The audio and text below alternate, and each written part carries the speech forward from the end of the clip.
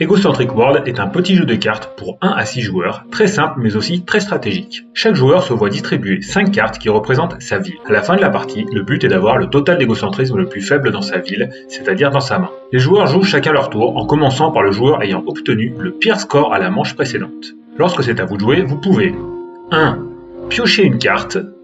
Vous pouvez alors soit la jeter dans la défausse, elle n'est pas jouée et sa capacité spéciale éventuelle n'est pas appliquée, soit la mettre dans votre main. Elle remplace alors une carte de votre main qui est jouée et placée dans la défausse, et sa capacité spéciale éventuelle est appliquée. 2. Vous pouvez sinon prendre la première carte de la défausse. Là aussi, elle remplace alors une carte de votre main qui est jouée et placée dans la défausse, et sa capacité spéciale éventuelle est appliquée. 3. Vous pouvez sinon révéler une carte identique à la première carte de la défausse. Cette carte est alors jouée et placée dans la défausse, et sa capacité spéciale éventuelle est appliquée.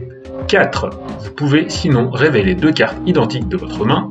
Une des 2 cartes est alors jouée et placée dans la défausse, et sa capacité spéciale éventuelle est appliquée. 5. Enfin, vous pouvez sinon mettre fin à la partie en hurlant, juste en disant stop. La partie s'arrête alors vraiment au début de votre prochain tour.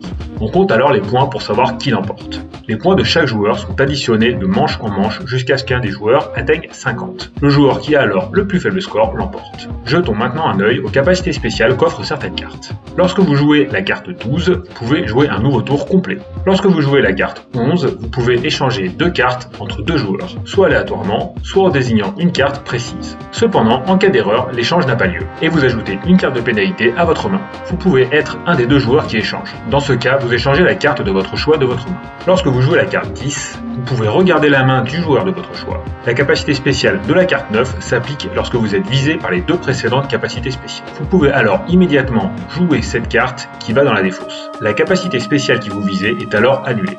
Enfin, la carte 8 a la capacité d'être utilisée comme ayant une valeur de 7, 8 ou 9 lorsqu'elle est dans votre main comme lorsqu'elle est dans la défausse. Voilà, c'est tout ce que vous avez à savoir pour jouer à Egocentric World.